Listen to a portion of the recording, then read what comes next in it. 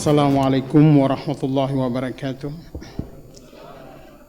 Alhamdulillah nahmaduhu wa nasta'inu wa nastaghfiruh wa na'udzubillahi min syururi anfusina wa min sayyiati a'malina. Allahumma shalli ala Muhammad wa ala alihi wa sahbihi ajmain. Amma ba'd. Jamaah salat maghrib yang diberkati Allah, marilah sejenak kita duduk sambil beriktikaf, berzikir, menambah pahala, yaitu pahala majelis ilmu. Jamaah yang diberkati Allah, ada satu hadis yang disampaikan oleh Rasulullah sallallahu alaihi wasallam an Ummi Salamah radhiyallahu anhuma anna Rasulullah sallallahu alaihi wasallam qala innama ana basharun wa innakum tahtasimuna ilayya wa la'alla ba'dukum ayyakuna alhana bihujjati min ba'din fa aqdi lahu binahwin ma asma faman qadaitu lahu bihaqqin akhihi fa innama aqta'u lahu qit'atan minan nar. Hadis ini luar biasa. Jadi hadis ini luar biasa. Rasulullah sallallahu alaihi wasallam bersabda, sesungguhnya aku ini manusia biasa, bashar, ya. Wa innakum tahtasimuna ilayya, dan kalian itu minta pengadilan, tahtasimuna ilayya, minta pengadilan kepadaku.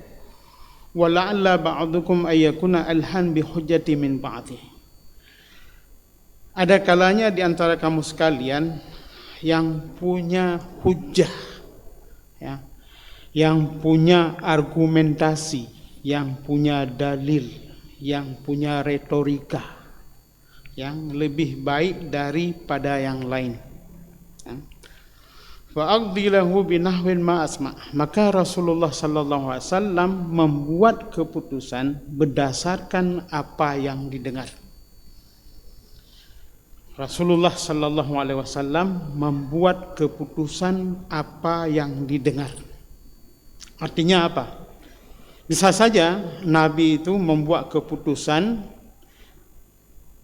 karena Rasulullah sudah mengatakan, saya manusia biasa, ya, tidak tahu yang gaib dan sebagainya, ya. Bisa saja membuat keputusan yang diinginkan oleh para pokrol ini, ya. Dia kalah jadi menang. Ini pengakuan dari Rasulullah SAW. Maka kata Rasulullah, ya, faman qadaita lahu bi akhin akhihi, ya, barang siapa aku membuat keputusan yang dia itu, ya, mengambil hak saudaranya karena kemampuan retorikanya, kemampuan berhujahnya.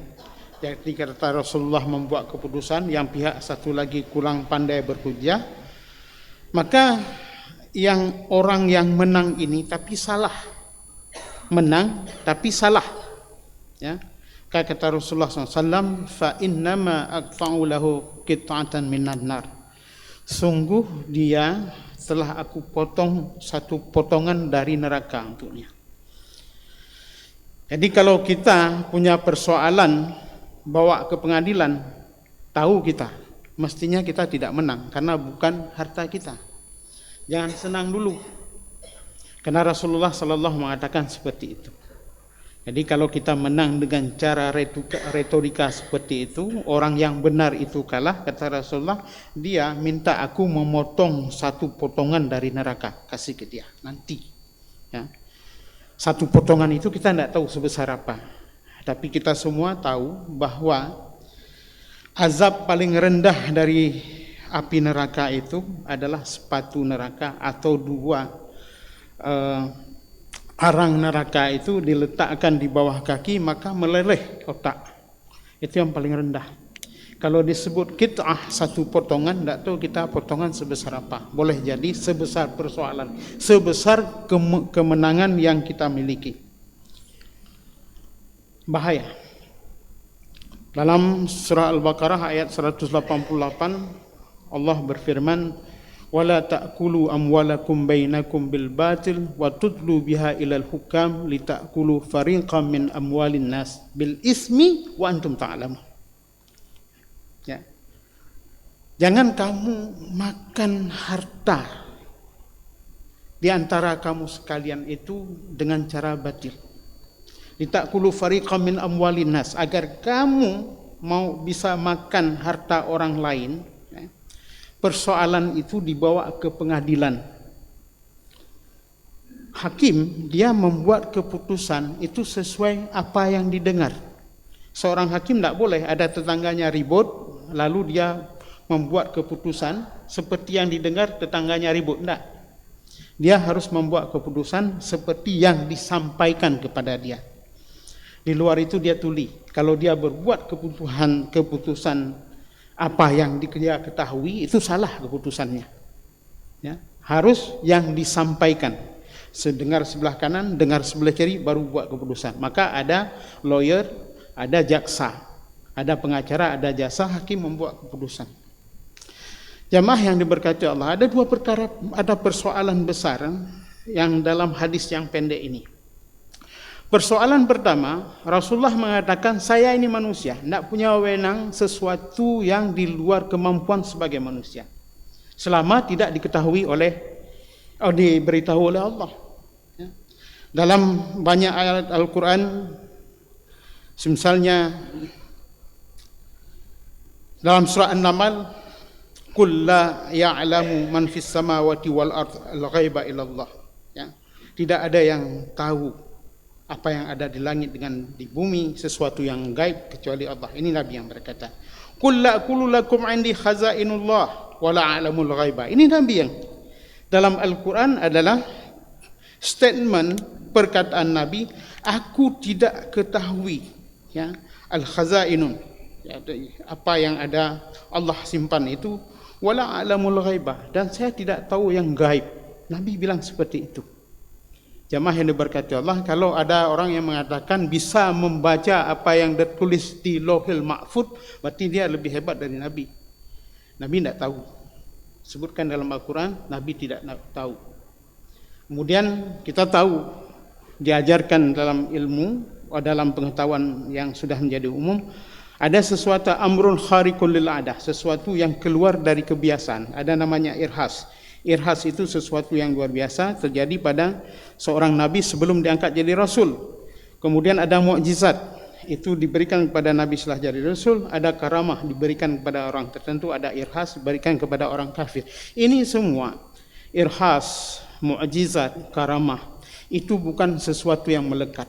Jadi kalau ada seorang mengatakan saya ini keramat dalam bahasa kita pahami, yang kedua, karena Rasulullah sendiri mengatakan enggak tahu hal-hal yang gaib, enggak punya kuasa melakukan sesuatu yang di luar wewenangnya diberikan oleh Allah SWT. Nabi Musa enggak tahu kalau tongkatnya itu ketika dipukul mengeluarkan air dari batu. Kapan dia tahu? Ketika Allah beri, pukul Musa, pukul. Nabi Musa tidak tahu bahwa tongkatnya itu ketika dilempar jadi ular, enggak tahu dia.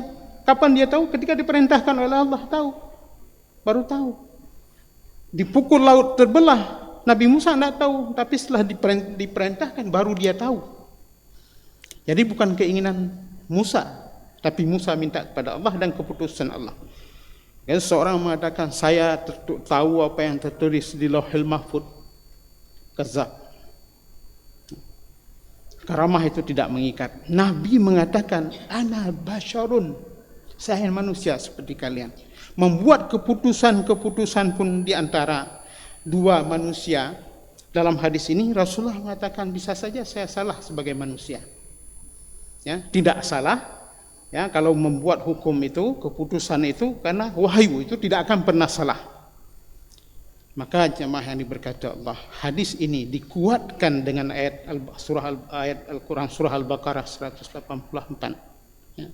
Perilaku manusia yang suka menggunakan kekuatan hukum untuk memenangkan suatu perkara, dia pikir menang, tidak menang, kalah.